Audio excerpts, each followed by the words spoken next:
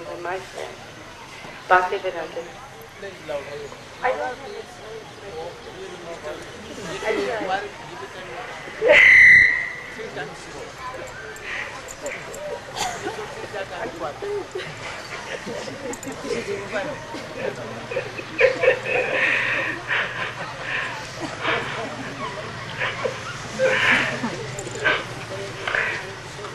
I get a little nervous talking in front of big groups.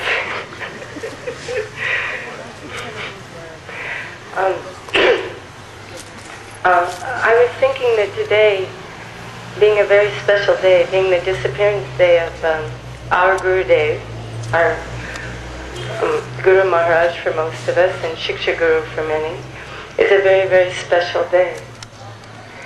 And usually on the day of, is it alright? Like this? Like this. Okay. Usually when someone disappears in the material world, we feel great lamentation and sadness, and it's a great day of sorrow. But actually on the disappearance of a day of someone like Srila Prabhupada, or any of the great acharyas, especially those who are following the line of Srila Rupa Goswami, who are actual Brijbasis, who never disappear, actually, who are always living. They just appear to disappear for us that have no qualification to see who they really are. Then actually it's a day of deep internal meditation and a day of great joy. Because actually these kind of personalities are giving us a very great treasure. And Srila Maharaj, he told us in Holland, he explained to us a little bit about what this great treasure is. He explained this Deeper Lambaras, which actually Srila Prabhupada gave a little sprinkle of, because we're not so qualified. But Srila Prabhupada, being such a wonderful personality, he stole our hearts. He made us so attached to him. This was his great mercy. As much as we could, we loved him from the deepest core of our heart. We gave him our wealth. We gave him our youth. We gave him our health. We gave him whatever we could. We had nothing more than this. And we gave him everything. But we were little children. And little children, when they lose something, then they're very much bereft. And they cry. And it hurts very deeply. So we felt like this. Even though we knew intellectually that Prabhupada hadn't disappeared, he's still alive still, we felt his separation. We felt deep, deep, deep separation. And we felt like we had lost something. And there was great confusion after he disappeared. And we had to learn a lot. But this attachment that he had us, that he gave us for him, this is what has been a great wealth, actually. And this feeling of separation, that we actually want to see him again. We want to be able to feel him. We want to be able to hear from him directly. This is something very wonderful. Maharaj explained that if one doesn't feel some separation in one's sadhana, then there's no sadhana. One has to feel some separation. So it begins with Guru. When we can feel a little bit of separation from our Guru, and he is actually our biomedium to Mahaprabhu, to Radha and Krishna, then we're very, very fortunate. And Prabhupada gave this a little bit at least. We're not so qualified, so we can't feel so much. But he gave us this feeling of separation. And the more that we can feel that, actually, the more fortunate we are. This feeling of intense greed, we want it to grow and grow, because we want to be with Srila Prabhupada again. But we can't be in the same way. We want to be there in the form, in our perfected form. So we have to develop our love for him. We have to develop our service attitude. So Srila Prabhupada, in his great mercy at the very end, he showed to us who can help us. He told us to come to Srila Narayana Maharaj. And there's a story in the Chaitanya Charitamrita about one astrologer and a very poor person. And the astrologer, this is in the teachings of Sanatana Goswami and Mahaprabhu. And this poor person, he doesn't realize he has a great treasure. And the astrologer comes to the poor person and he says, actually you have a great treasure, but you don't know where to look. You have no idea where to look. And you don't understand that your father has left you a great, great treasure.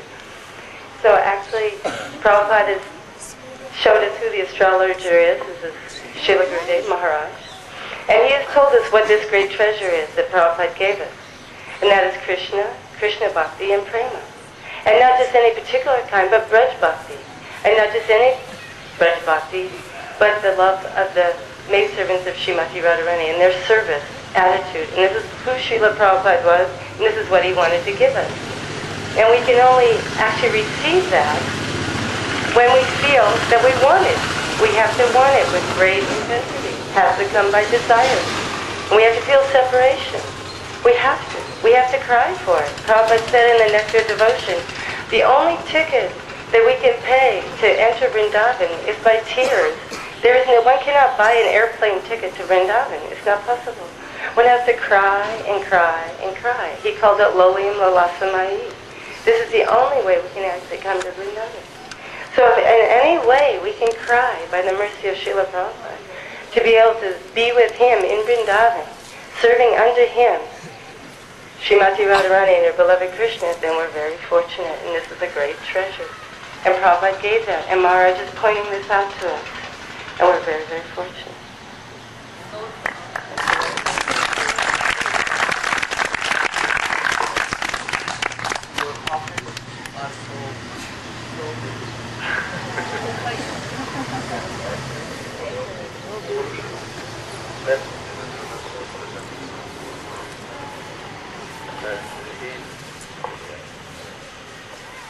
Ravindranath Prabhu should come and he should glorify his Gurudev.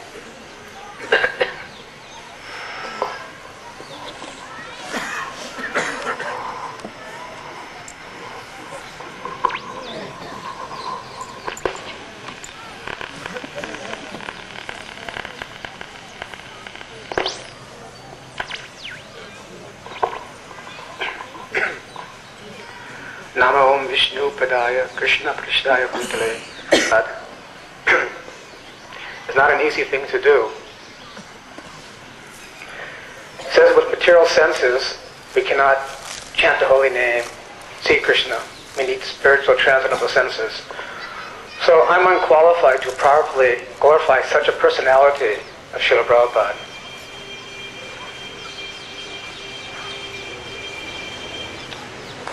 That the spiritual master, the pure devotee, is not one of this world. He is Gaura Priyajana, Arada Priyasaki, a dear girl companion from the spiritual world. We say there's 10 offenses to chanting of the holy name to get Shuddhanam. Unless we cross beyond the Nam Abbas, Nam Aparad, these 10 offenses.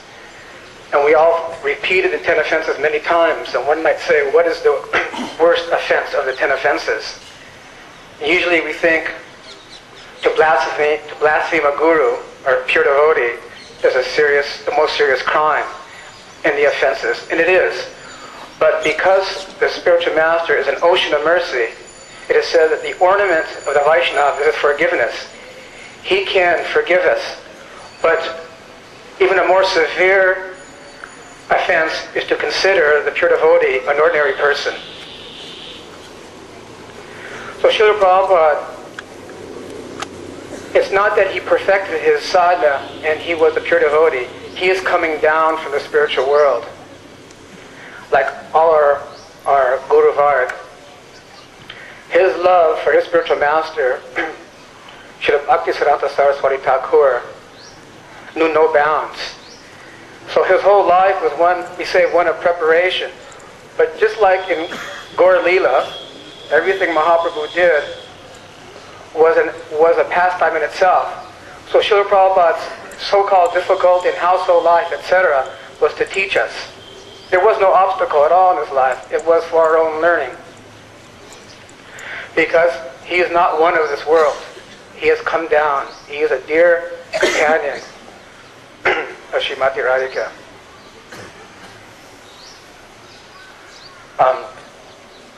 I've heard devotees say that Prabhupada was not of that character, and it's very sad to hear such things.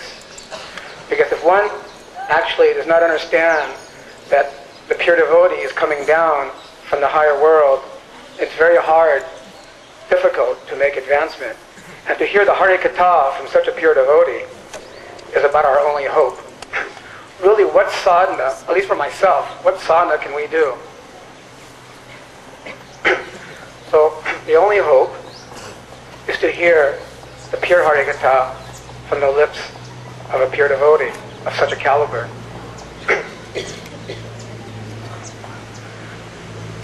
There's a story that you heard, but some of you might not have heard it, and I'll just say it again.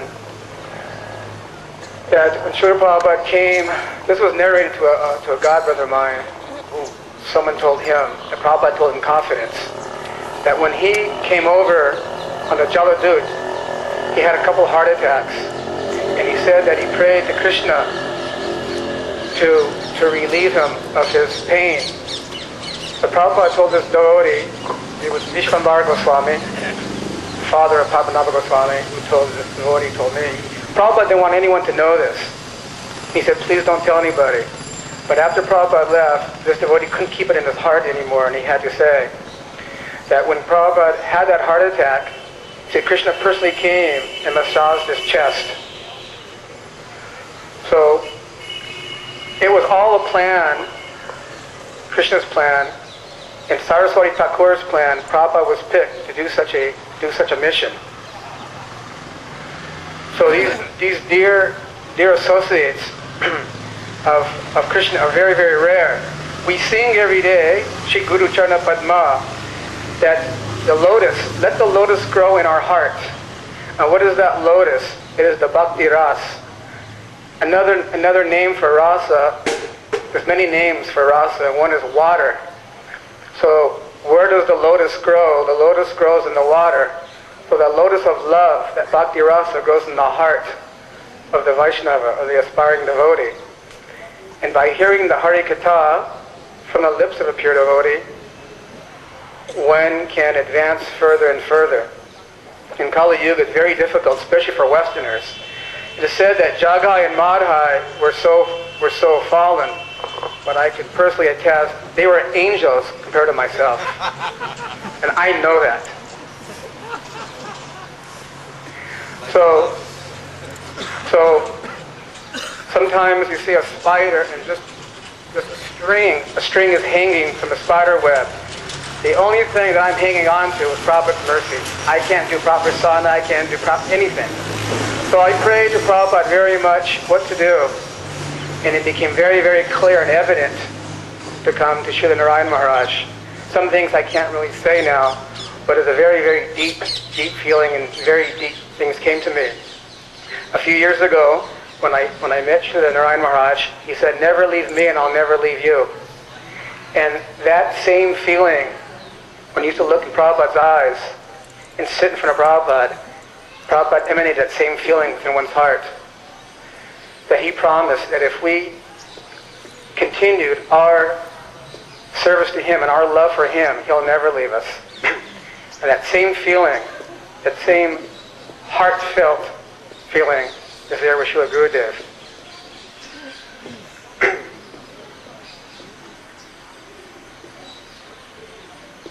So, Srila Gurudev asked how we came to Krishna consciousness, so-called. In fact, I really haven't come yet. I'm just starting, trying to come.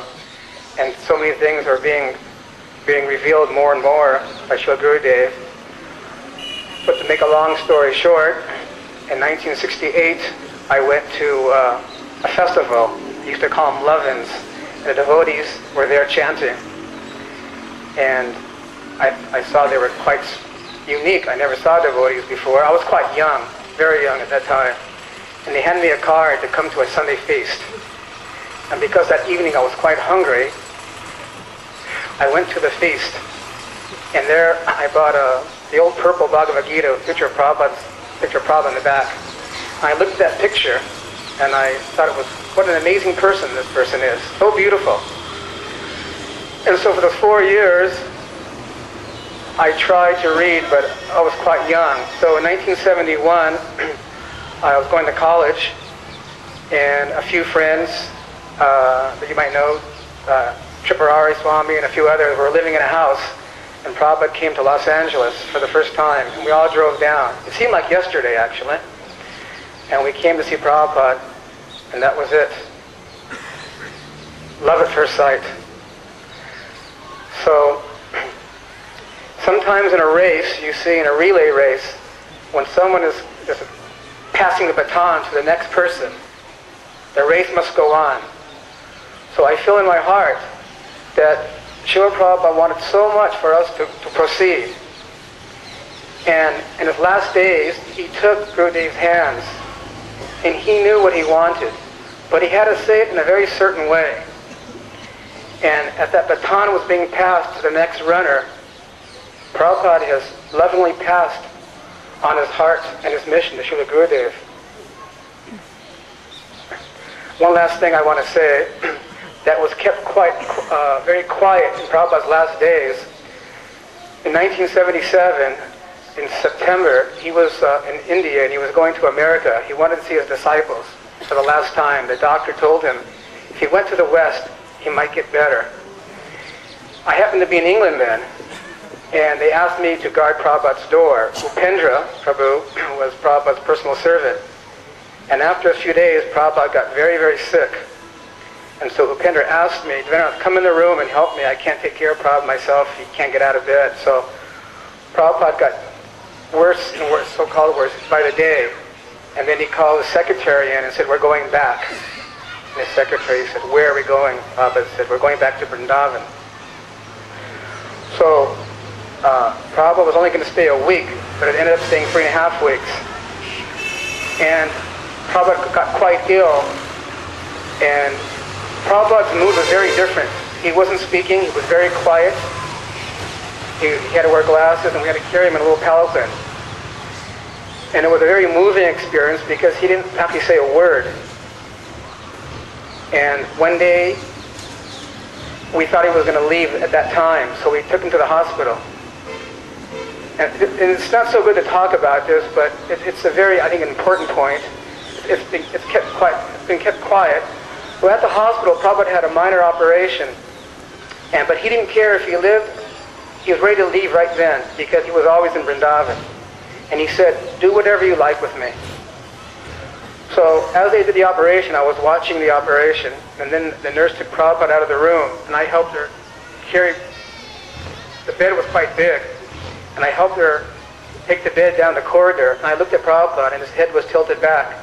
I had to look down, because Prabhupada was in physical, his physical pain was great.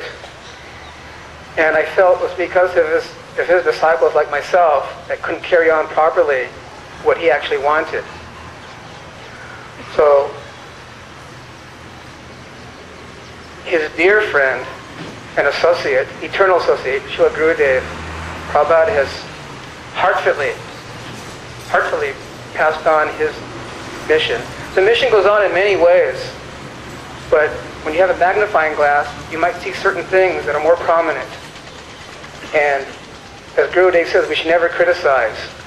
So let whatever others do. But we are following someone who's so sweet and dear to Srila Prabhupada that our fortune is so great. And I pray that Srila Gurudev bless me that I can continue.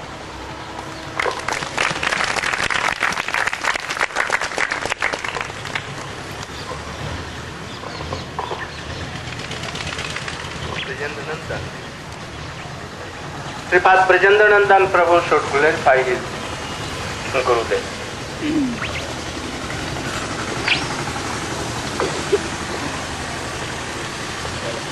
Hare Krishna.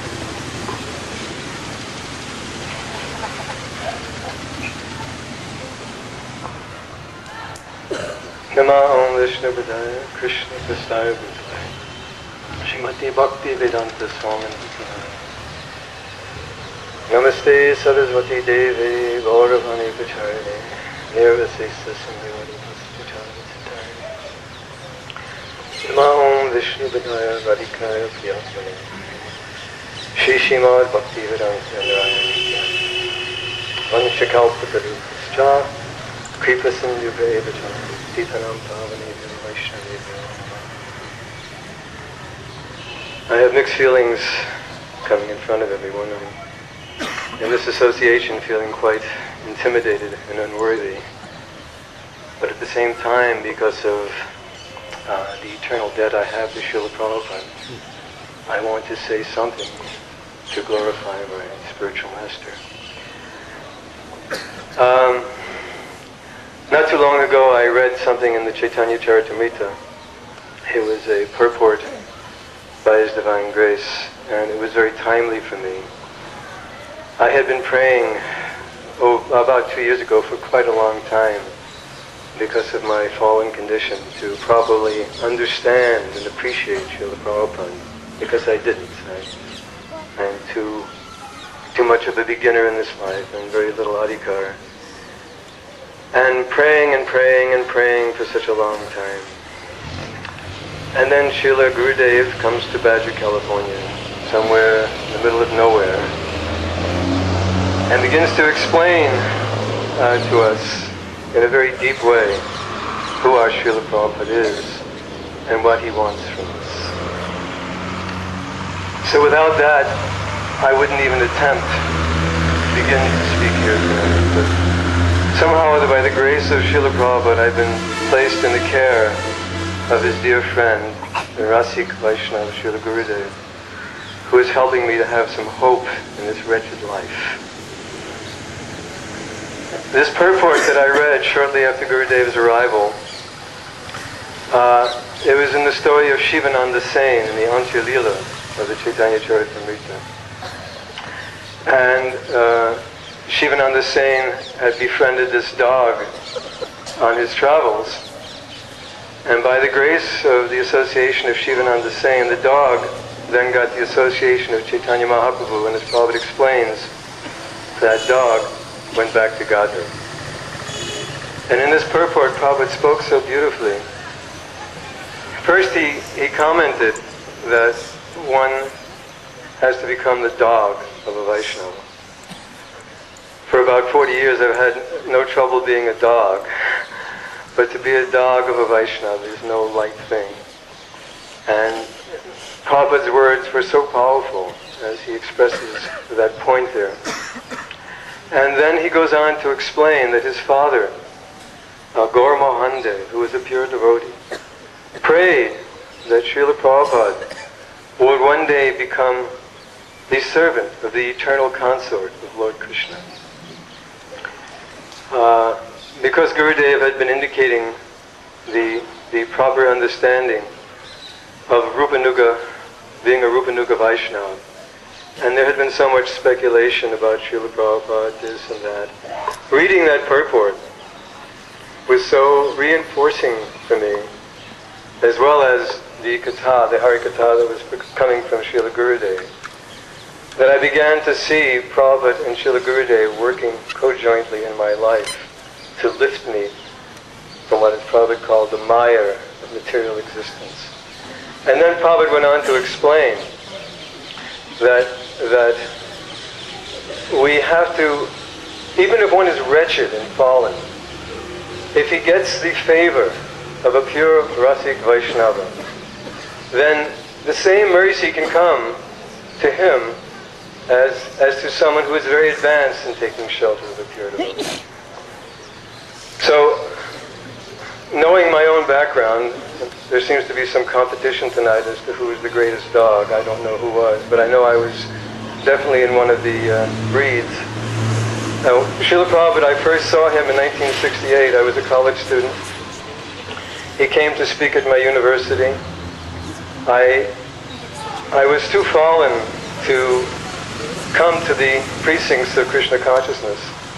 But I never forgot. I had no idea that I was meeting my eternal divine master. But somehow or other there was some respect and appreciation there. In the middle of this 60s turmoil of illicit sex, intoxication, very calmly he speaks to us and says, no illicit sex, no intoxication, no gambling. I knew there was something of substance there, but I wasn't able to accommodate it fully in my heart.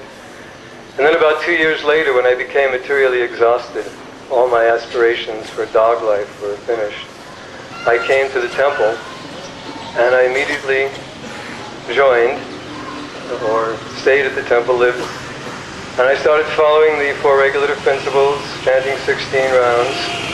And after about 6 months, I accepted Harinam from Srila Prabhupada. But my conditioning and my low nature was still manifesting. When it was time to reach for the beads, I reached with my left hand. And Srila Prabhupada pulled back. And with affection, but with like, who is this person? A little bit of that. Then he gave me the beads in my right hand. And then on another occasion, shortly after that, some reason he looked at me. I never had much association direct with Prabhupada. These were just a few moments. And for some reason he wanted a madanga at the kirtan. And I was so clumsy and adept. He just happened to look at me and he said, "Where's the madanga?" And I immediately panicked and started shaking everybody in the temple. "Where's the madanga? Where's the madanga?" And then on another occasion, I went to Mayapur, and in the evening I was guarding Prabhupada's quarters. This is just to tell you what Prabhupada had to deal with, and yet how merciful he was. And it was in the evening, and Prabhupada had to go to the restroom. So I ran down in front of the bathroom, and I stood there with a stick like this, waiting for Prabhupada to come out with the stick. And Prabhupada walked out, and, "What is this? You are guarding?" "Yes, Prabhupada." Yeah, and he just started laughing. And he looked up and he said, "What is he guarding?" So even though I was a fool and a wretch, somehow or other I was allowed to engage in his service. And because he accepted that service, I never cared for anyone in my life before.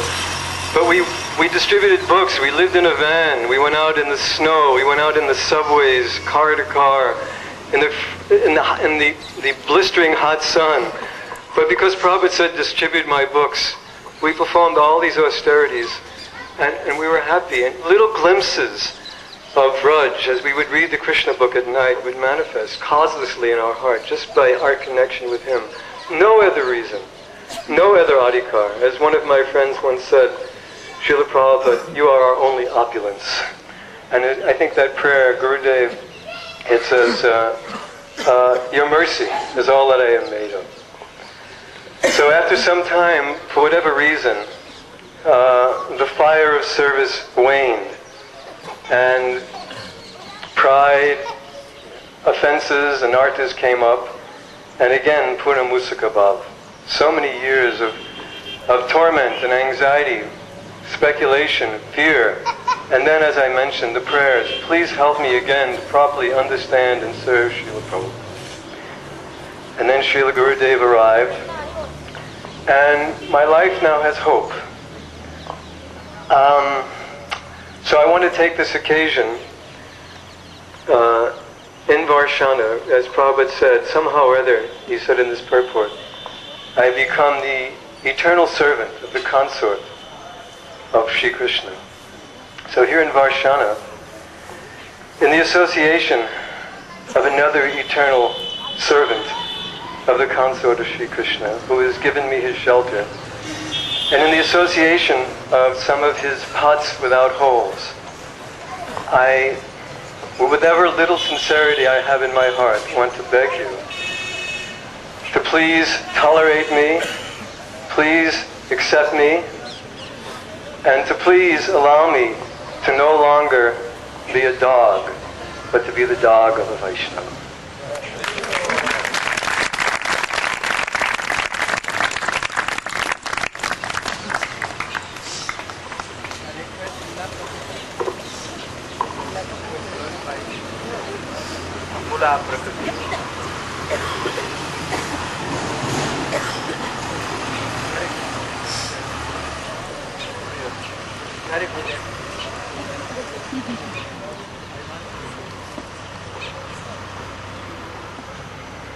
Nama Om Vishnupadaya Krishna Pristaya Bhutale Srimati Bhakti Vedanta Swami Niti Namane Namaste Saraswati Deve Gauravani Pracharane Nirvisesha Shunyavadi Paskachade Shatarine. I offer my prostrated obeisances at the lotus feet of my beloved Diksha Guru, Srila Bhaktivedanta Swami, Srila Prabhupada, and my beloved Shiksha Guru, Srila Narayana Maharaj. So, the way that I met Srila Prabhupada was that I had been a college student in America and I was studying psychology. And all my life I had felt like I was in a nightmare, that I didn't belong in this world.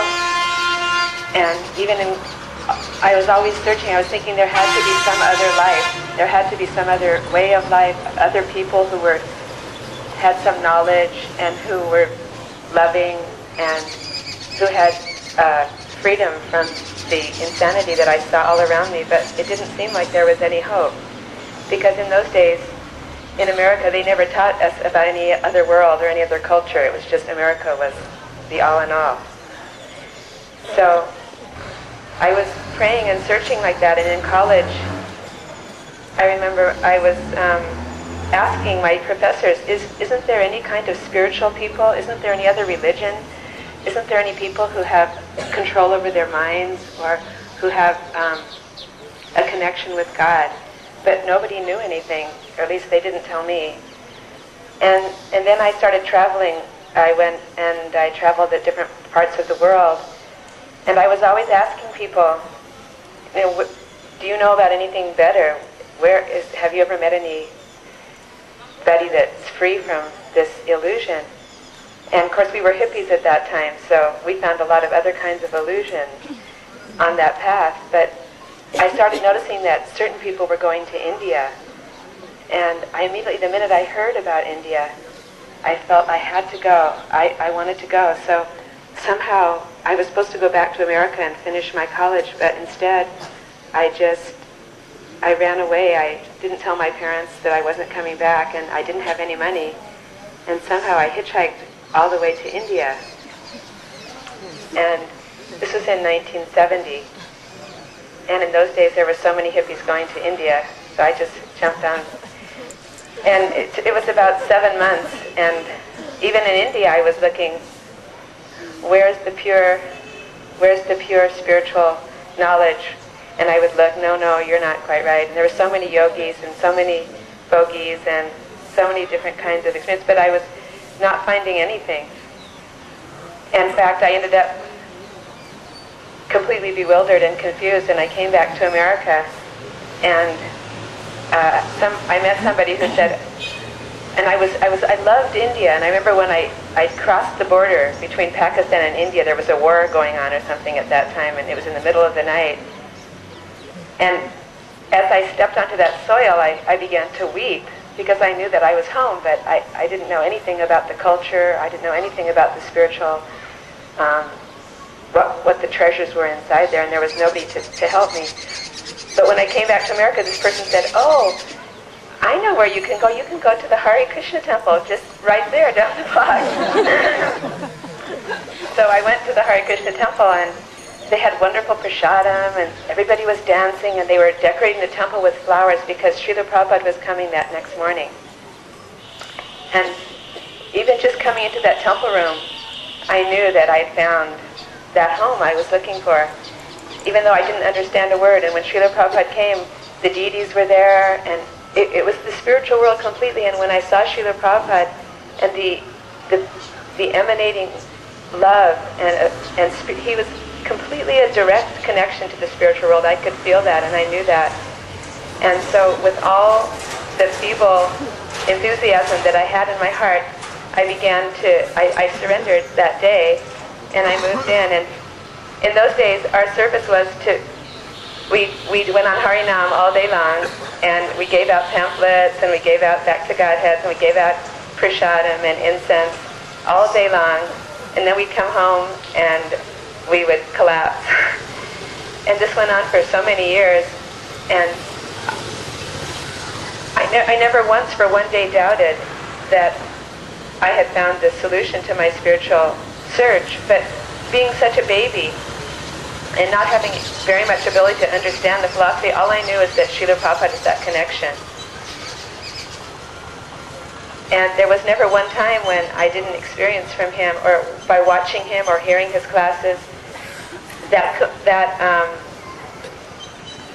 unfailing love and affection and complete invitation that by serving him and by imbibing his instructions, he would take me where he is in the spiritual world.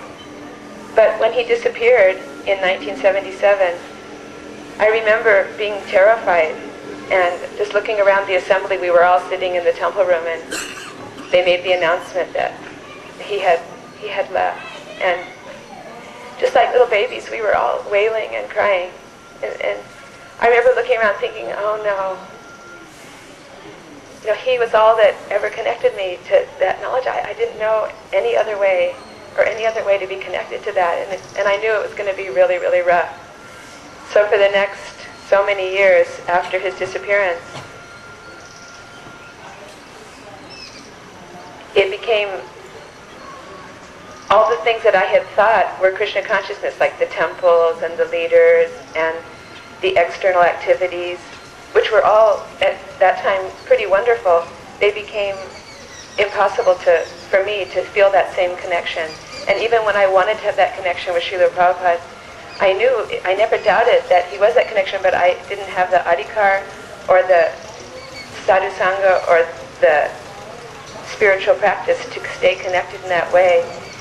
So it took that many years of humbling and prayer and practice in a very small way, simple way, to try and pray for his mercy. Because still in the material world there's nothing else to compare to what Srila Prabhupada offered. So in our little community in Badger, many of us had assembled there kind of being hospital evacuees from one hospital out into the wilderness, not knowing where we could get shelter, and just praying to Srila Prabhupada in a very desperate kind of way that Srila Narayana Maharaj came. And the minute that he came into our lives, I immediately felt Srila Prabhupada at every single moment again. And then I realized that it isn't just Srila Prabhupada, but that these are emissaries from the spiritual world, and they're all from that same family. And by serving them and by imbibing spiritual instruction from them and gaining their mercy, then we also can become firmly fixed on that path to that spiritual world. So I used to think that this was the saddest day, and for many, many years, many of us would sit together and just be devastated. But now, since last year, it's become a very happy day. So happy because I don't feel separation from Srila Prabhupada in that same way. Because I know that by serving his representative and his friend, Srila Narayana Maharaj, in that same way, with that same enthusiasm, but now it's tempered by some maturity and humility and a little bit more ability to hear and understand that there's such great hope. And I feel that same enthusiasm to want to bounce up and down and pass out flyers and literature and books like I did before and tell people, you please just come here and I'll connect you with someone who can connect you to the spiritual world, and we can all walk in that direction. Hare Krishna.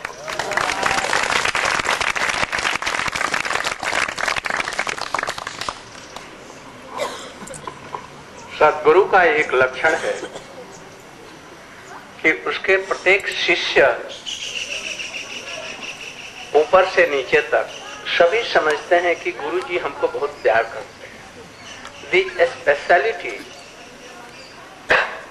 of Gurudev, Sadgurudev is this, that all disciples from top to bottom, they think that my Gurudev loves me much more. I heard from all the disciples of Prabhupada, Srila Bhakti Siddhanta Saraswati Thakur, all used to tell that he used to love me so much. Also, I have seen our Gurudev. I used to know that Gurudev loves me more than anyone. But here we are so many still, like Nikunja, like who? R.K. Vaishnav Maharaj. Oh, they think that he used to love them more than me also. He used to tell, oh Nikunja Prabhu. Oh, so this formula also goes to Swami. Anyone who has came to him, whether he is disciple or not, especially if he is disciple of Swamiji, he must know that, oh, he used to love me so much more than anyone. So his specialty was like this. Everyone. His smiling face, even to a child, he will try to play with a child, a smile. And when he will be with very learned person, will be very great. Like the President of India then was very learned person, biggest Mayavadi, Ram Krishna, Radha Krishna, Dr. Radha. Then he used to be very great. And cutting their all arguments, Mayavadi, in a very easy way. It was very easy for them. But I know this thing, that he wanted to mix with general persons. He went to colleges, he went to very big doctors and philosophers and all, but not so much. He wanted to mix with general persons and to preach in a very general way, in a very simple way, all these things. That we are mortal, everywhere suffering, sorrow, birth and death, especially in old age, and we should try to serve the Supreme Personality of Godhead is Krishna. We are Christian, he used to tell. We are Christian, but what Christian? Refined or what? Real Christian, reformed or real Christian. So, he used to tell that his office was in Bombay. His southern place is in Mayapur. And his eternal abode is in how he fixed all this. He used to tell that there is a lame person and another is blind person. We Indian, lame person having eyes, strong also. And Western, they are blind, knowing nothing but in spirituality. So they are blind. But they have so much money and everything. वो इस चीज को कहा करते थे, जो भारतवासी जो भक्त लोग हम लोग हैं, यहाँ के लोग लंगड़े हैं, वहाँ के लोग अंधे हैं, दोनों मिलकर के हम चल सकते हैं. We can walk helping each other. Blind person can carry and lame person can come on the shoulder and he will direct the way. So is it not a true fact in all? माने संपूर्ण रूप में ये संपूर्ण रूप में नहीं है, जागतिक रूप में है.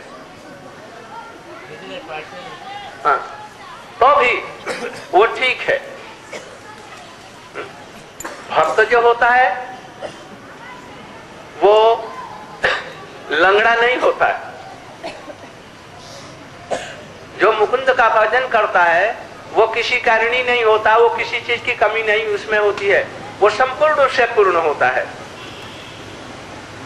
The devotees are purna. They don't need not help anything but for material world. For preaching, wealth is also somewhat necessary, but it is not so much essential if our heart is true, sincere and devoted to his Lord and his Gurudev, and he is a very big, both dृढ़ संकल्प, well determined, then wealth and everything will come. So he was determined. He was fixed in his object. That is why he went to England, America, and very easily he caught the hearts of all devotees. He made happy two hippies. Who were hippies, he made them happy. Once he was telling that when he was in New York, on that tree and that park, and he used to begin his movement only alone in that park, sitting there, on और करता श्री कृष्ण चैतन्य प्रभु नित्यानंद श्री अद्वैत गदाधर शिवास आदि Shiv, closing his eyes, like samadhi, and doing kirtan. Who is here, not here, who is hearing, not hearing, no mind, कोई भी परवाह नहीं। और hippie लोग वो सब यंत्र लेकर के, एक तारा और क्या क्या लेकर के उनको घेर करके रखते, नित्य करते। They used to dance when he used to sing, and they used to give him wine. Oh, we are very happy, so you should also take this. He did not hated them. And after some time, so many hippie, very young personality, boys and girls, they came and they took initiation, and thus in a very short time everywhere in the world he preached so much. तो उनके संबंध में बहुत कुछ कहना है. I want to tell something more. And in the class here, after Aarti, they will sit again. I am requesting all to come there. Just after Aarti and Parikrama, we will sit there and we will hear so many sincere and senior Vaishnavas. I think there are so many. And we will hear, and also I will also try to tell so many things in connection, what were connection with me, and how he attracted me, and how I served him. I did not serve him, he took my service. So now one kirtan should be done, and after that we will go to Aarti, and just after Aarti we should all come, and then again we will glorify.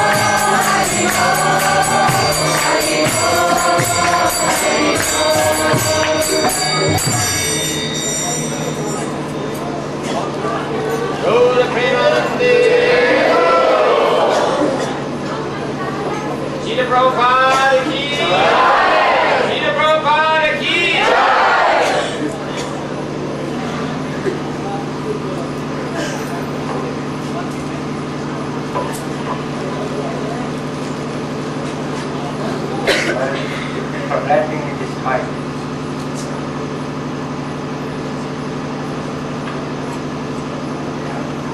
So, on this holy tithi of Srila Bhaktivedanta Swami Maharaj's entrance into the Victoria of divine company, I would like to take some opportunity of making an announcement about his dearmost God brother, Srila Bhaktivedanta Swami Maharaj. There may have been some confusion about when he joined Gauriya mission and which year he took from that. So I would like to clarify that, confirm about that. Guru Maharaj Srila Bhaktivedanta Swami joined Gauriya in 1926. He fully committed himself to the mission of his Gurudev, Srila Bhaktivedanta Swami, in 1926. And he joined in Calcutta Gauriya. And he took sannyas initiation in 1930, October 1930. I'm sorry for some confusion. The other day, Sripad Maharaj asked me about when he joined, but I did not hear properly. I thought he was asking me about when he took sannyas, all this, so I did not remember clearly. I said 32. That was not correct. Sorry for mistake. He took sannyas 1930 October. Thank you all. Hare Krishna.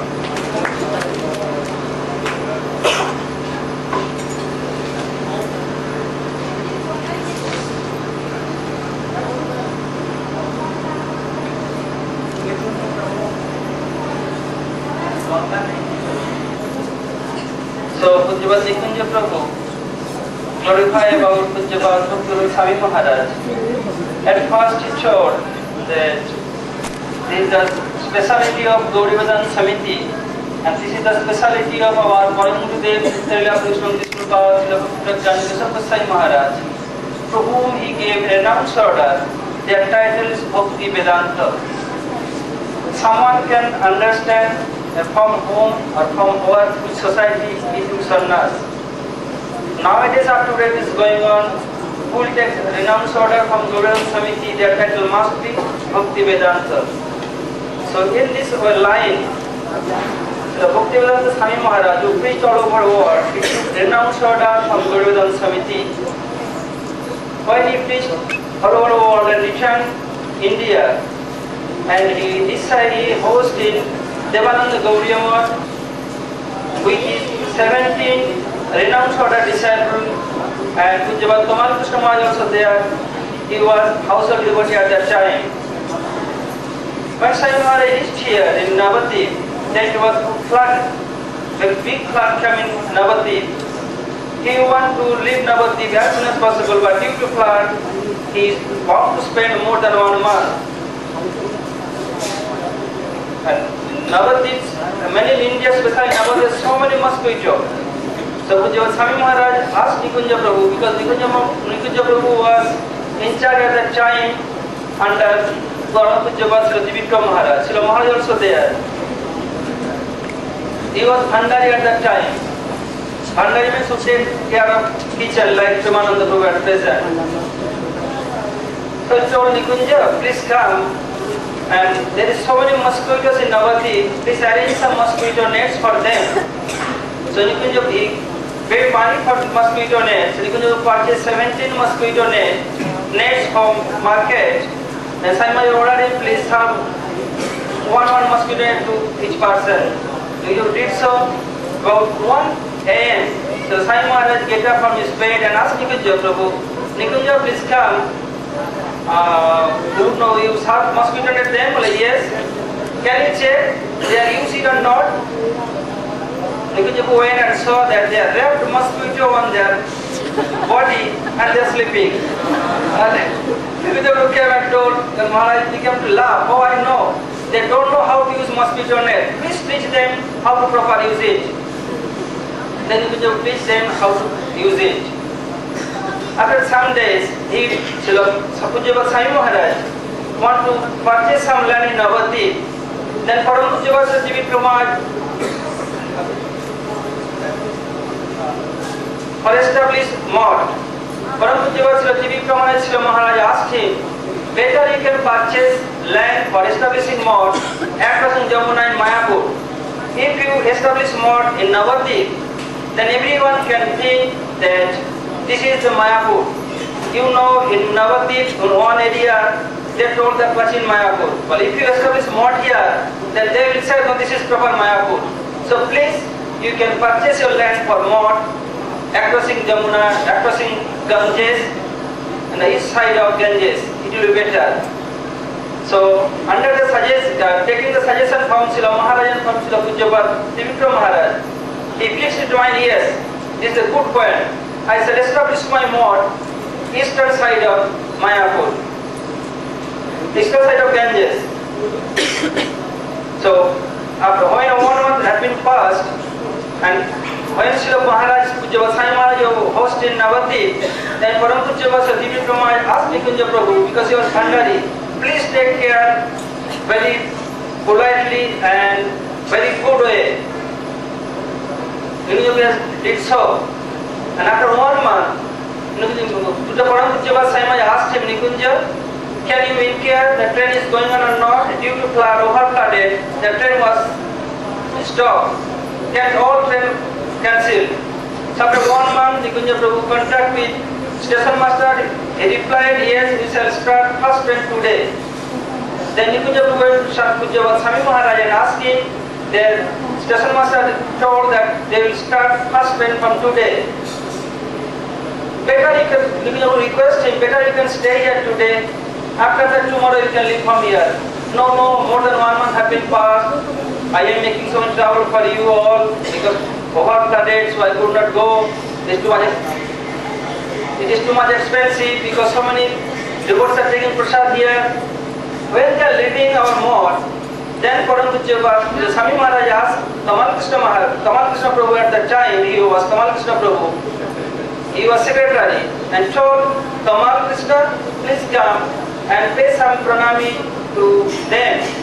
Then Tamal Krishna Maharaj, because he had taken 1 month prasad, the 17 renounced person, yourself and myself. So please pay something, donate something for food and lodging. Then Tamal Krishna Maharaj take only 10 rupees Indian currency and donate to Nikunja Prabhu. Then Swami Maharaj told Nikunja that they are renounced person, Brahmachari, they know nothing. But Kamal Krishna is household devotee, he know how to maintain. So they live here, they hosting and lodging, putting everything. He is paying only 10 rupees. Keeping up. Puja Param Puja Swami began to laugh and everybody began to laugh. He is so expert. Yeah. As before, Nikunja Prabhu mentioned one point. When Parapuja Swami Maharaj returned from Western country, he wrote letter to Srila Maharaj, which published just now. I hope that you have read the book, the letter. Here he mentioned that Srila Maharaj, I returned to India and I want to live in Vrindavan. If I die, no problem. If I go again to Western country, I want to leave my body in Vrindavan. So if I could not go any more in Western country, there is no problem. I make some platform. If there is any Guru Nishtha Seva without any hypocrisy, he can preach all over the world very easily. I hope this day has come. He made platform from Srila Maharaj. Now Srila Maharaj is preaching all over the world very easily. When Swami Maharaj went to Western country, he had to ask them, don't take beef, don't take liquid, liquor, everything. But for Srila Maharaj, not need to say anything. Because he made platform for Srila Maharaj. So he wrote in his letter, if I could not go anymore, I make some platform, who will be very true Nishtha Sevak and without hypocrite, he can preach all over the world very easily. This day has come. And another point is about God, that one time Bhaktitananda and Harivilas Prabhu came, and Harivilas Prabhu used to service Jagannath, Baladev and Subhadra Devi. He used to take them small size Jagannath Subhadra Baladev to Ganges and give them bath there and return again in our Navadvip mosque. And he used to serve. And he used to offer every day about 1 kilo dry food. And he used to serve this deity with only coffee without any outfit. And during Saraswati Puja, that means in month of March, like near about Basanta Panchami day, he was serving his deity and school in all over India. This worship Saraswati, the demigod Saraswati Devi. This is the privileged deity of learning. So they are playing mic, so many instruments. It's disturbed for him to serve his deity. So he don't know, he forget that he is without any outfit, only door coffee. He ran to the school and asked to stop their mic. But they laughed him and clapped him. And they are kissing him and ridiculing him. Oh, red monkey. He became furious, he could not do so because so many thousands of students, they teasing him. But head teacher was very polite. He asked him and make him come and provide. And then Swami Maharaj said, now Nikunja Prabhu, Nikunja, please go and take him back here. Then Nikunja Prabhu helped him to coming back. And so many things Prabhu expressed. I couldn't remember everything, so which I can remember, I expressed my idea. Hare Krishna. Another thing, when they want to explain about Nitya Lila Pravishta, someone can use so many adjectives with his Gurudev, with the name of his Gurudev. But Nitya Lila Pravishta is best adjective for Gurudev.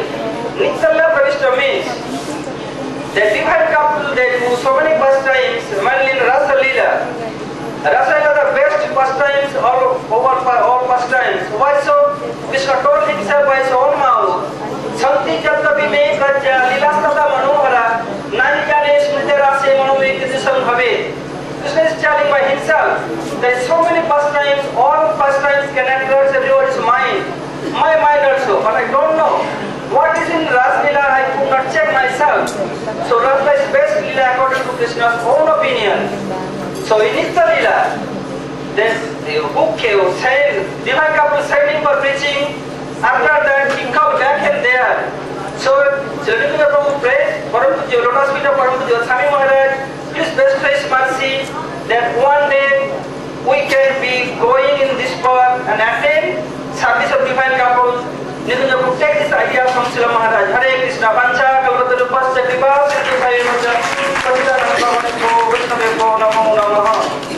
With the permission of Pujapad Naran Maharaj and Trika Maharaj and the assembled devotees, I'd like to say something assembled here to glorify His Divine Grace, Srila Prabhupada. And it is not easy to properly glorify the spiritual master, as one is supposed to properly understand his teachings, his moods, and be a proper representative of his teachings. So I do not possess any of those qualities, so you have to bear with me. Maharaj asked me to speak. I was telling him, what will I say? I have no bhakti, just a little gyan. He said, well, speak your gyan. So please bear with me. First, the spiritual master, he doesn't appear alone. He doesn't live in a vacuum, so to speak. He belongs to a family, Guru Varga. And that Guru Varga goes back to Krishna. He is the Adi Guru, or Samasti Guru. And Krishna has this desire to reclaim all his Jivahamsas, all the fallen souls, and to enjoy a relationship with them. Either he comes personally or he sends generation of saints, missionaries to reclaim all the fallen souls. He comes himself, most recently as Srimad Mahaprabhu. So it is said that the spiritual master, he embodies the energy of his own spiritual master. That desire of Mahaprabhu was carried by the Goswamis, and in the course of time it came in the hands of Srila Bhaktivinoda Thakur, who revived the line which was practically extinct. After Bhaktivinoda Thakur, it came in the hands of Saraswati Thakur, Srila Prabhupada, Bhaktisiddhanta Saraswati Thakur. And Prabhupada certainly embodied the energy of Saraswati Thakur, because single-handedly he did what would have normally taken the launching of a massive invasion and inundation of the Western world by the swift flow of Krishna consciousness. He did that alone due to circumstances known now in the history of our movement. So Prabhupada came and he distributed alone Krishna consciousness in the Western world. And more than that, he re-imported it back to India through intensive preaching. Now, Prabhupada, through his books and his teachings, he stresses one point again and again, practically every book, every page of the book, Sadhu Sangha. Because Sadhu Sangha, it is said, Krishna Bhakti Jamamula Hoy Sadhu Sangha. The birthplace of Krishna Bhakti is Sadhu Sangha. So Prabhupada, he fulfilled that part. He gave birth to a Bhakti. Now, Bhakti, after taking birth, has to be nurtured, has to grow. And that is also done through Sadhu Sangha. Because by Sadhu Sangha, everything is coming. Rupa Goswami now summarizes all the 64 limbs of devotion by saying, Sadhu Sangha, Namakirtan, Bhagavad Shravan, Mathurava, Srimurtira, Shadayat Seva. From Sadhu Sangha, we see everything is coming. From Sadhu Sangha, there is automatically Nam Kirtan. He introduces a chanting, he makes us chant like Prabhupada did with us. And he speaks, Bhagavad Shravan, he speaks the Bhagavatam, so there is listening of the Bhagavad. Then there is Mathuravas, living in a holy place, or making one's place, dwelling place a holy place. Then Srimurti worship is also there. It's all coming from Sadhu Sangha. And also, in Prema Chandrika, or Narayana Thakur, he said, through Sadhu Sangha, one's bhajan becomes purified. So Prabhupada, before departing, he made the arrangement to keep on teaching his disciples through sadhus, both within ISKCON and outside of ISKCON, within his institution, ISKCON and outside. Outside of ISKCON, Srila Prabhupada said, if you have any philosophical questions that you cannot answer by reading my books, you should go to my dear godbrother, Bhakti-Rama Shakshudata Goswami Maharaj. And of course, my dear friend, Siksha disciple, Vrindavan Narayana Maharaj. And within ISKCON, Prabhupada had said that if you would make one pure devotee, his mission would be successful. And he made such a pure devotee. Now, in 1978, while the 11 senior devotees that Prabhupada appointed as Ritviks, until his departure, not further than that, while they were busy, complacently rubber-stamping each other, as the pure devotees, Uttama Adhikaris, and God knows what not. Now, a few rooms away, in the same building, Nityananda Vishnupad Govinda Maharaj, my Siksha Guru for 10 years, he was in a state of bhava. Now, the devotees had never seen that in ISKCON, so they thought he must be ghostly haunted. So they went to Navadvip to call some tantrics, and the tantrics came and said, nothing to do with us, this is not a ghost. Now, Akincana Krishnadas Babaji Maharaj, whom Prabhupada certified to be a Paramahamsa, he came. And when he was shown Govinda Maharaj, he said, oh no, this is not a ghost. He is in Bhava. If he doesn't leave his body due to the strong words of Bhava, which are like, devastating his body, he will become the greatest preacher. So, through that, Govinda Maharaj, which are like, spiritually speaking, not Prabhupada's first disciple, but Prabhupada's foremost disciple, like his eldest son. Prabhupada meant within his camp to keep on teaching the younger son. This is the system normally. When the father leaves, the eldest son, at least in India, this is the system, or even in the West in the old days, not anymore of course. The eldest son is supposed to teach the younger son. Now due to immaturity and so many other reasons, I'm not going into name calling right now, this was not acknowledged, but it was more or less suppressed until probably the end, when Shishulala and Krishna, they were so disgusted with their pure devotee being harassed constantly that they took him away 1.5 years ago. So through Govinda Maharaj, we have learned to dive deep, to use Srila Bhagavatam Maharaj's expression, into the teachings of our line, the line of Srila Rupa Goswami. And of course, on the level of Vedic Bhakti as per Adhikar, with an opening towards Raga Marg and a proper understanding of Rasa Tattva. Now, since we are in Varshana, and Prabhupada was Srimati Radharani's dearmost, or I would say very dear servant, we've been singing this about him since the day we joined, all of us every morning. Nikunja Yunora Digiri Sidai Yagari Viditi Abhipshaliya Tatadit Aksha. He is expert in making arrangements for the sweet union of Radha and Krishna. We've been singing about that with Prabhupada. So because he was a dear servant and we're in Varshana, I'd like to link up, if I'm allowed the time by Maharaj, to link up glorification of Prabhupada with glorification of Srimati Radharani.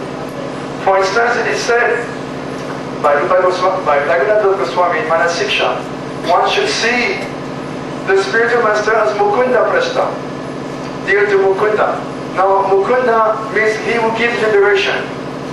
In Vaishnava line, liberation is defined as Mukti Manatahana Swarupina Devastiti, to be reinstated in one's Swarup.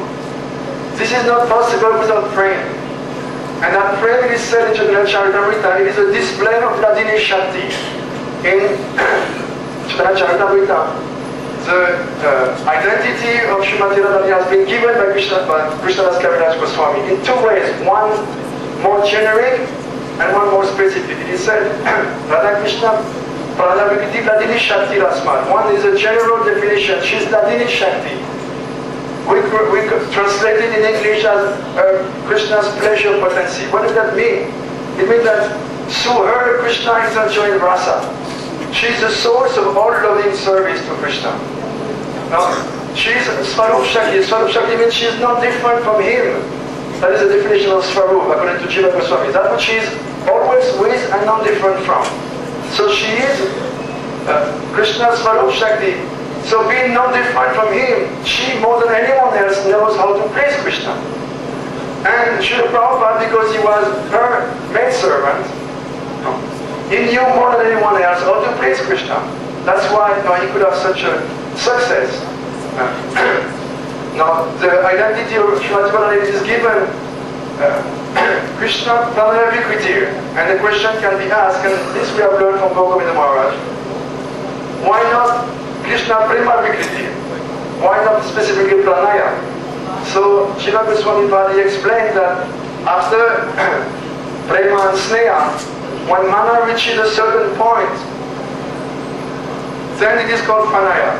When it comes to the point of the feeling of oneness, it is called Pranaya. And he was quoting Ujjvala Nilamani, which gives an example of Shedak, or wax. When Radha and Krishna's hearts, they are pressed together and melting due to the intense heat of separation due to man, then that is called Pranaya. In that state of Pranaya, there is no feeling of personal desire for one's satisfaction because there's a total feeling of oneness. And in that position, Srimati Radharani, she is satisfying Krishna the most? Either directly as Madanakya Mahabhav Mai, Swarup, the embodiment of the topmost bellows of love, or indirectly through a Kaya View, literally other bodies, Kaya View of Srimati Radharani. It is said that without many kantas, but without many lovers, Krishna cannot taste Ras fully, and he is Rasika Shekhar. He's only interested in enjoying Ras. So he cannot do that without many kantas. So Srimati Radharani, she expands and manifests herself as all the different kind of nayikas, heroines, to match Krishna's different moods as heroes. He has different moods as heroes, she matches. Whenever he wants to enjoy a particular mood of the hero, she becomes the corresponding nayika, heroine. In this way, she is creating for Krishna a festival of Ras for him to enjoy. Now back to the point, this was like a parenthesis. Back to the point, it is said that praying is a manifestation of Vladini Shakti of Srimati Radharani, and that liberation is not possible without praying. And that praying is a set of Srimati Radharani. It doesn't belong to Krishna, it belongs to her. He has to steal it from her and assume her mood, Bhadabhava duty Suvalitam, to come and distribute it. And she expands in so many ways to please Krishna. And specifically he said even the love of the jiva, all love that we have to give to Krishna, it doesn't even belong to us. It is said it is a display of her potency. In other words, it is not there in the jiva, but when the heart is purified, then that nitya siddha bhav, it is given by her through her pure representative to the jiva to offer it to Krishna. This is how it is explained. And Govind Maharaj has taught us all this thing. I want to repeat it like a parrot, because Maharaj said you can give your gyan. That's how we are right for tonight.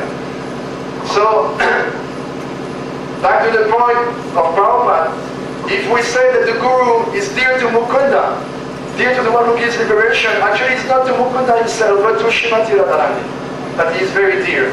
And Prabhupada, no, that's the way he was seeing his own Guru. Srila Bhakti-Rakshak Maharaj, he has revealed that. There is two songs Prabhupada has done, composed, one in the boat and one when he came to America. And in the first song, Srila Maharaj explained that actually Srila Prabhupada was trying to petition Krishna, almost like blackmailing Krishna, and saying that, my dear friend, if you don't help me serving my Gurudev, who is Radharani's most dear servant, you will not get her favor. This is, we never understood this before we read the commentary of Srila Maharaj. But he explained like that. So certainly Prabhupada, he saw his own Guru as such. And Prabhupada says there's no different kind of Guru. There's no big mantla for big Guru and small mantla for small Guru. No. There's Akanta Guru Tata means they all, either they qualify or they're not qualified. Either they match the qualification or they don't. It's like nowadays so many people have the title of Guru. And for instance, Govind Maharaj people were saying, oh, you are a very exceptional Guru. In one sense, yes, because they're so rare, they're exceptional. But it was not exceptional, it was what the Guru is. That's what Guru is. Srila Prabhupada, Srila Bhakti-Rakshak, Srila Maharaj, Srila Puri Maharaj, Srila Govind Maharaj, Srila Narayana Maharaj. That is what Guru is.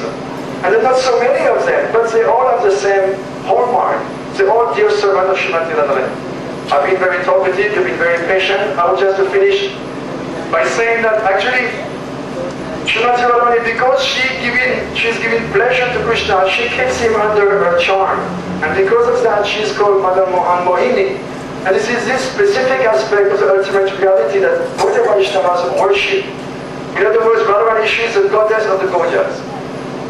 I even read in one book, I think, but Bhaktivedanta Tirtha Maharaj, I think, he said that if Srimati Radharani and Krishna would split, their loving quarrel would last. He said that the whole Gaudiya Parampara would turn their back on Krishna and follow Srimati Radhika. So, Prabhupada has taught us all this, either directly, either indirectly, and he was, also I'm very, I don't know if you can find words really to describe. I don't find it. No. I was brought to the crying school that Govind Maharaj opened in Bhubaneswar. And now it seems that I am directed also by Prabhupada to the prestigious school opened by Vishnupada Maharaj here. And I'm submitting my application to be enrolled in the school. And if you don't mind, bear with a little strange and funny student like me, maybe you can give me a little mercy to be accepted too.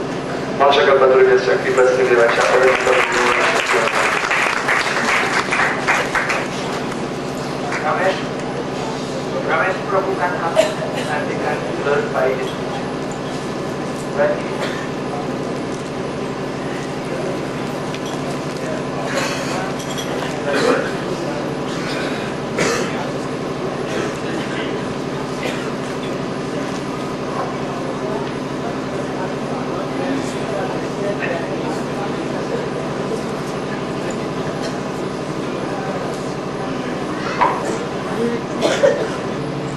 Class is here today because all are tired.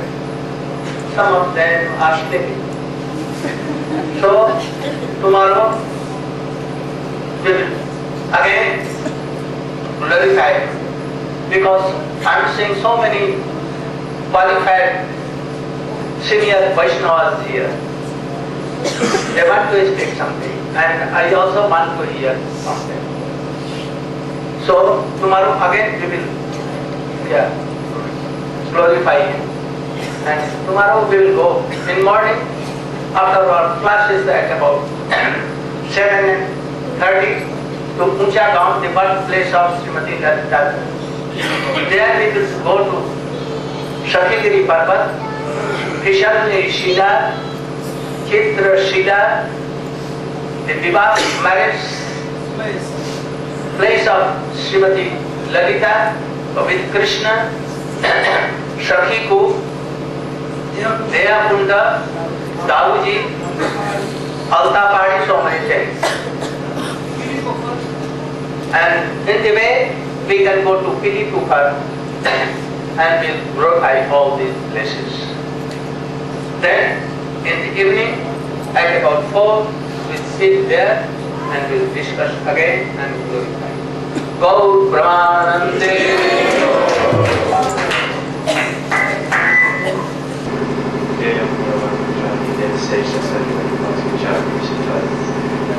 I just want to relate how I came to be standing here this morning. Yesterday I had a desire to offer Prabhupada a song that I had written, and time was running short and I didn't have a chance, so I approached Rajna to please take my name off the list because I didn't want Gurudev to call my name out and I wouldn't be here. And so Rajna, instead of crossing my name out, brought me into Maharaj, and Maharaj understood the situation, and he said that I should make this presentation this morning.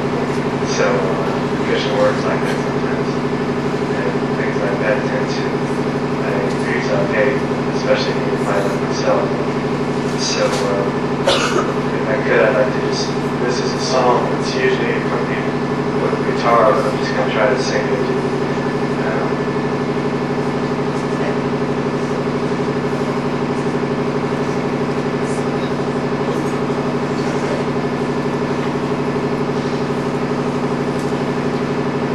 My Father, into this world I was born. Another beginning, I'll see another dawn. And throughout it all, I remain an eternal soul in search of love, but always trying to control the good and the bad that I have done. It's kept me on this wheel and kept me on the run. And then by God's grace, you came to me. My true Father, eternally, you walk this earth, calling us home, singing of God everywhere that you roam. And what you said it so clear, like don't put your faith in the things that disappear. You said it all, you said it so clear, don't put your faith in things that disappear. You gave it all and you gave it for free to anyone with a desire to see. Now some say you're gone, but how can that be when I'm here with you and you're always with me? So take to heart all these things that you've shown. when I'm feeling lost and feeling alone. In every situation, be it heaven or hell, you was fixed in devotion. You taught us well about all these designations that I wear like a cloud. I've taken bodies by nature as my karma allowed. You preserve what I have, and you carry what I lack, and you set me straight when I jump the track. Now these tears in my eyes, they're just my pride. They're not quite real, a bit on the phony side, but even a shadow of attachment to a pure and great soul can grow to be real love, can make me whole. So I desire to desire, one day desire to show you some real emotion, just to let you know that your pleasures become mine, my very breath, unconditional love, beyond birth and death. But I come up short, like I always do. My only hope then is go running after you. But damn, this greed and this lust is what I know most of. I got very little understanding of a spiritual love. But you said if I act sincere, then one day I might become awake to my true identity, my heart no longer numb. And your glories go forever, they go forever and a day. And though I can't really do it, what I'm trying to say is there just ain't anyone to compare. And wherever you are, I want to be there. So if I say that I love you, please don't think ill of me. I know we're both well aware of my hypocrisy. But by your kindness and your mercy, even this can be changed. And if I let you in, it's already been arranged.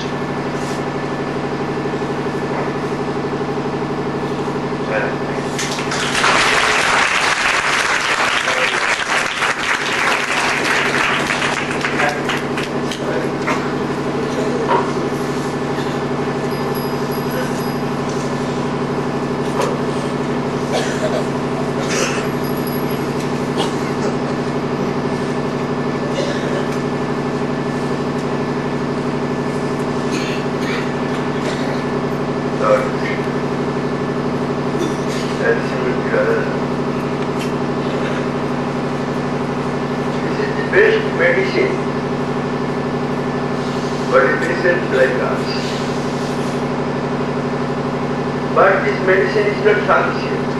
Though it is sufficient, yes, we require some other things. And so much lectures and so much books we are going through. Why? No need of that. Only name of Radha Krishna is sufficient if that is the best unity. What is the necessity of going through these scriptures?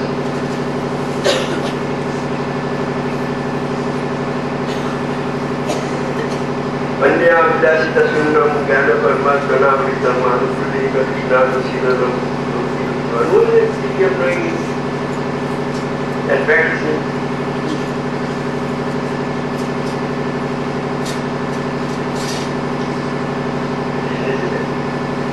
Why? We are pure.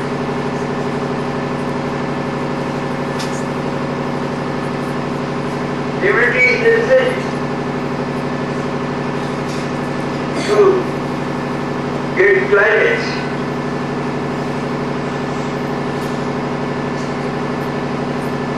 So you should try the practice which is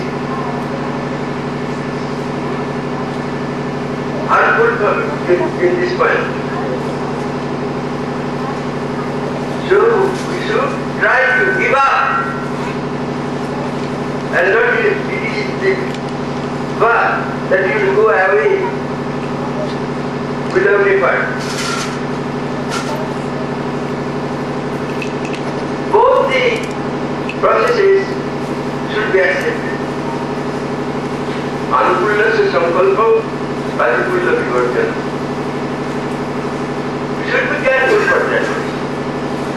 not only the best remedy you will do.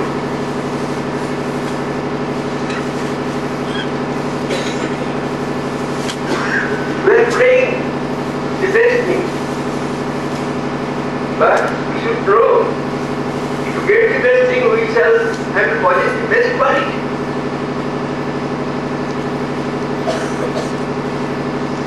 Unless and until we possess the best quality, we cannot get that best thing. Sri Chaitanya Mahaprabhu get the best thing. Unnata Janarasana Sabhati Sriyam.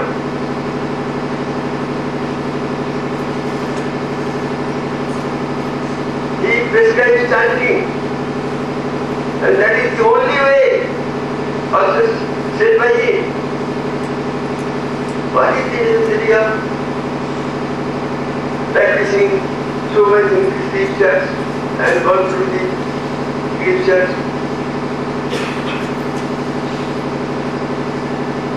Assisting meditation. So it should not be neglected.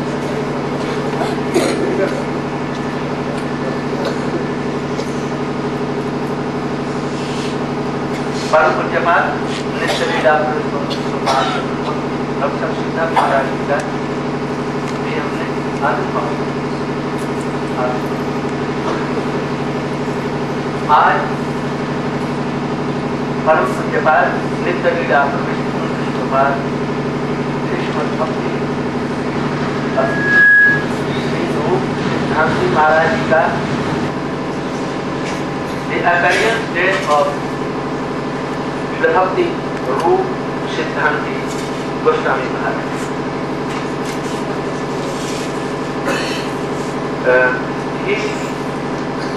We take him like our Shiksha. Especially, he has a very close connection with our Gurudev. Nitya Lila Krishna Muslimai Bhakti Pratyakshi Sukhi. क्योंकि हमारे गुरुजी जब वो पहले मठ में आए तो मठ में देखा कि सभी लोग पढ़े लिखे विद्वान आते, इसलिए वो छोड़ करके फिर मठ में से पढ़ने के लिए चले गए. When he went to mठ in a quarter, but he saw that here all are so learned persons. So I must go return to my home and I should learn all things and then I should learn. So he returned to his home and he began to learn law